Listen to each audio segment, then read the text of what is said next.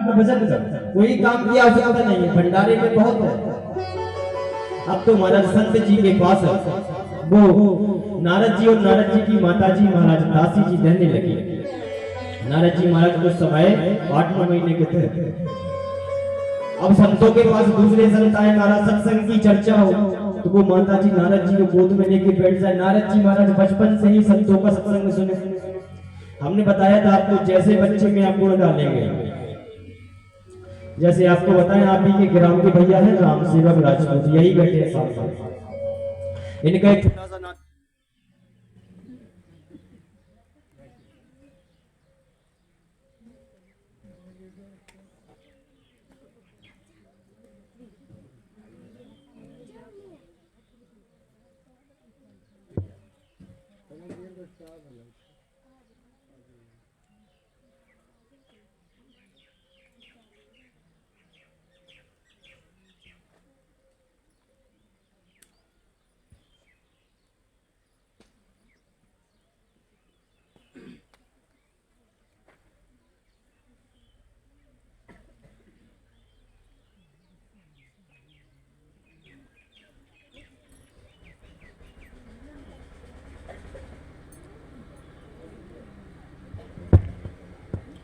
बोले श्री वृंदावन हरिलाल की।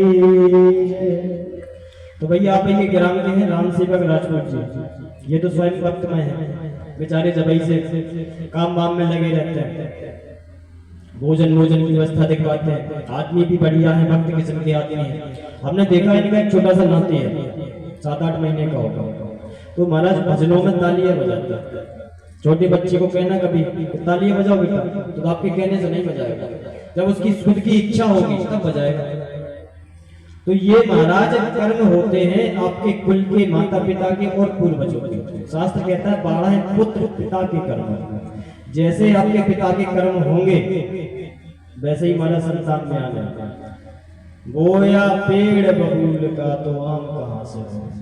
अगर नीम लगाया है महाराज तो नीम ही होगा। आए बाय सिखाओ तो फिर वो बोतल ही पकड़ेगा। परेशान मत हो, सेवा नहीं करने वाला भूल जाओ कि सेवा करेगा हमारा बच्चा बुढ़ापे का सहारा बनेगा। राधे राधे सिखाओगे तो हो सकता है बन जाए। तो ये सारे महाराज बचपन से ही एक बच्चे में वो सही डालनी चाहिए, वो भाव देने चाहिए। वो बेचारा बच्चा आगे यहाँ कलम न देखा था, कल आया था, भजनों पे बेचारा तालियां बजाता है, कथा में नाचने लगता है। तो ये भाव होता है महाराज, ये कर्मों का फल होता है। छोटा सा बच्चा, उसे थोड़ी ज्ञान है ये भागवत चल रही है कि ऑर्केस्ट्रा चल रही है, हमें कहाँ नचना है कहाँ नहीं नचना है, उसे नहीं है ज्ञान, ना उसे कोई सिखाता है ना वो सीखेगा। तो ये महाराज कर्म होते हैं पूर्व जन्म के। अब आप ये कहेंगे पूर्व जन्म का कोई कर्म नाम की चीज होती नहीं है। लोग कहते हैं कि महाराज सब सही नहीं है, काय को पूर्व जन्म कहते हैं, सब है। समझिए पूर्व जन्म के कर्म हम प्रत्यक्ष से प्रमाण देते हैं। एक 2 वर्ष का बच्चा है, उसने कोई पाप कर्म किया, आगे जाके महाराज विकलांग हो गया, अपंग हो गया। 2 वर्ष और आ जाओ नीचे, 6 महीने का बच्चा। सबसे प्रथम तो 6 महीने का बच्चा कौन सा पाप कर्म करेगा? हमारे साथ तो नहीं करेगा। और नीचे आ जाओ, 2 दिन का बच्चा, मान लिया हमने 2 दिन का बच्चा, उसने कोई पाप कर्म किया, उस पाप के कर्म से महाराज वो अपंग हो गया। लेकिन जो जन्मजात से अपंग महाराज जन्म लेता है, उसने ऐसा कौन सा पाप किया? किसी को पता है कौन सा पाप किया? ये महाराज उसके पिछले पापों का पुण्य और पाप होता है, जो उसे इस जन्म में भोगना पड़ता है। देखा होगा कहीं देखा होगा, माता पिता भक्त बिल्कुल, सुबह शाम ठाकुर जी के पास जाना, मंदिरों पे जाना, सेवा आराधना पूजा करना, उनका पालक देख लो आप राक्षस प्रवृत्ति का। कई महाराज बुढ़ापे पे महाराज प्रवृत्तियां बदल जाती है, बुढ़ापे पे सीताराम लगा, बम भोले, बोतल वाली। तो ये सारे कर्म होते हैं महाराज, पहले से लिखा है। और ये पता है प्रभु ने स्वयं होगा। किसी ने कहा है कि विधि ना तेरे देख किसी के बन को जाते, बन बनते सी राम लखन कुछ समझ ना पाते। भगवान ने कभी सोचा होगा कि कल जिसे राजा बनना हो और वो महाराज बन को निकल गया, तो ये विधि का लेख है। इसको ना तो आप डाल सकते हैं ना हम डाल सकते हैं। जब स्वयं भगवान नहीं डाल पाए तो हमारी और आपकी औकात क्या? कुछ औकात नहीं। तो ये सारे महाराज लेके ऊपर से होके आते हैं कि कब किसको कितना क्या मिला और कैसे मिल रहा है, किसके द्वारा मिल रहा है। तो बस उन पर भरोसा करते जाओ महाराज, आगे बढ़ते जाओ, वही जीवन है। अब यहाँ महाराज छोटी सी वो लाला मैया को लेके महाराज संत कभी कभी सत्संग सुनाते, भजन सुनाते, तो वो छोटे से नारद जी गोद में बैठे बैठे सुनते। समय बीता, नारद जी हल्के से बड़े हुए, 4 वर्ष के हुए। चतुर्मास का समय था महाराज। कुछ संत वृंदावन से हरिद्वार जा रहे हैं। चतुर्मास का चतुर्मास का मतलब आपको पता है क्या होता है? बता सकता है कोई? चतुर्मास किसे कहते हैं? चतुर्मास महाराज उसे कहते हैं जो 4 महीने एक जगह बैठकर भजन करें। संतजन करते हैं, हमारे ब्रज में है, आज भी चतुर्मास होता है। एक जगह पर बैठ के 4 महीने तक भजन करना उसे चतुर्मास कहते हैं। चतुर्मास करने के लिए महाराज वृंदावन से हरिद्वार के लिए कुछ संत जा रहे थे। तो रास्ते में महाराज बीच में मेरे संतजन की कुटिया मिली, जहां पर ये नारद जी रहा करते थे संतों के बीच में। तो उन संतजनों ने सोचा कि रात्रि का समय होने जा रहा है, क्यों ना यहीं विश्राम कर लिया जाए। तो अब तो महाराज लोग सभी संतजन रास्ते से चले आ रहे हैं कुटिया की तरफ, हरिनाम संकीर्तन करते हुए। क्या कह रहे हैं? जय राधे राधे गोविंद गोविंद राधे, जय राधे राधे गोविंद गोविंद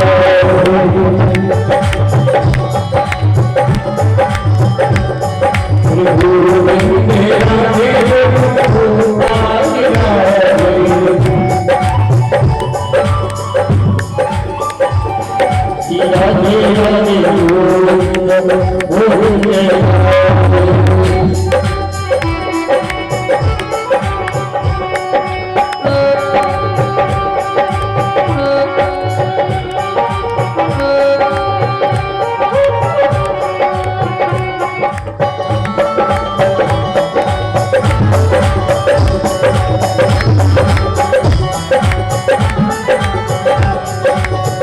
गोविंद राधे बोलो गोपाल राधे, गोविंद प्यारे बोलो गोपाल राधे, गोविंद प्यारे बोलो गोपाल राधे, गोविंद प्यारे बोलो गोपाल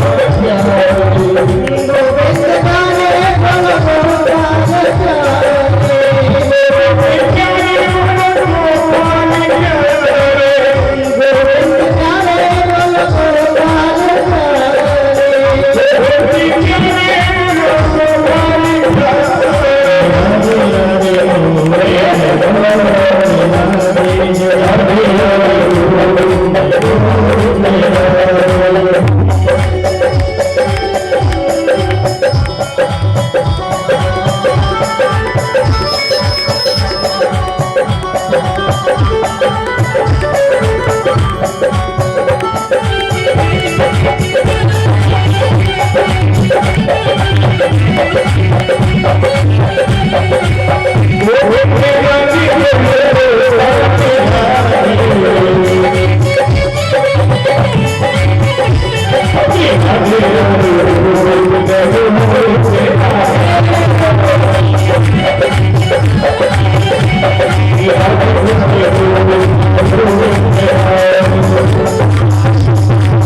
बोलो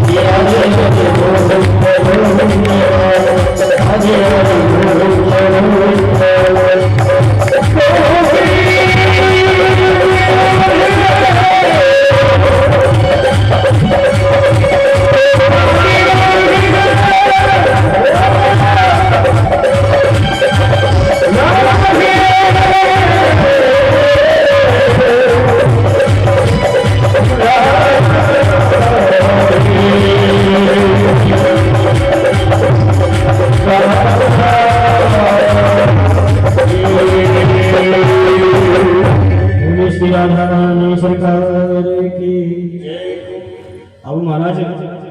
वो संत उन्हीं संत जनों की कुटिया में महाराज विश्राम करने के लिए रुक गए।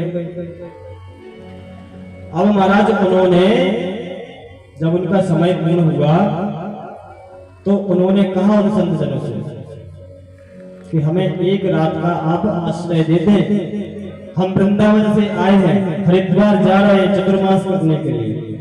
तो उन संतों ने कहा कि प्रभु आपकी कुटिया है, आप निवास करिए, बढ़िया भोजन सुंदर प्रसादी बनवाते हैं, आप पाइए।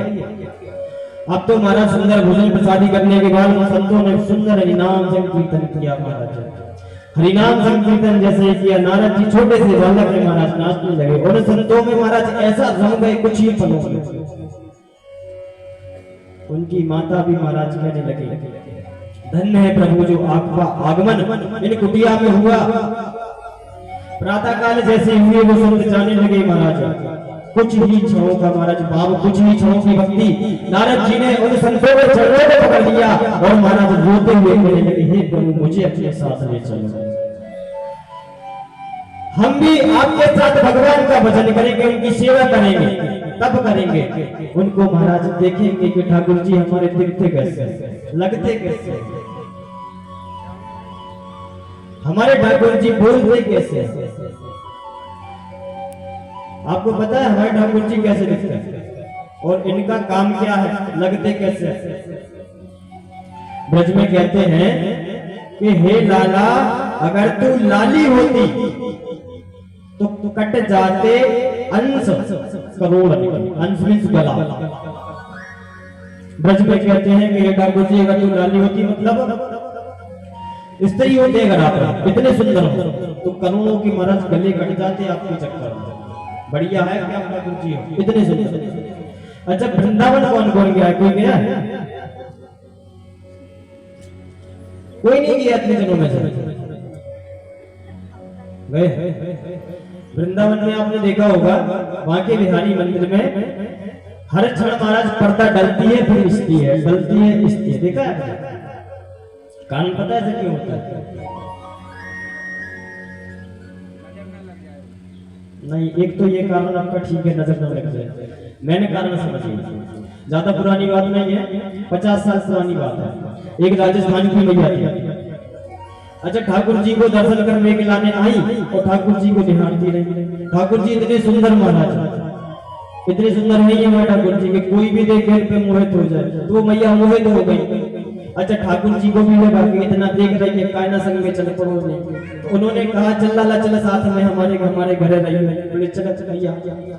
तो महाराज उस राजस्थान की मैया के साथ ठाकुर जी चल पड़े थे। फिर वृंदावन के जो पंडा थे महाराज ग्वालवाल थे, उन्होंने आग्रह किया कि हे ठाकुर जी अगर आप ब्रज को छोड़कर चले जाएंगे तो हम हवा का फिर क्या होगा, क्योंकि ब्रजवासियों का सर्वस्व अगर कुछ है तो वो स्वयं ठाकुर जी है। ब्रजवासियों से अधिक ठाकुर जी को कोई प्रेम नहीं कर सकता, इस चीज का स्वयं प्रमाण है।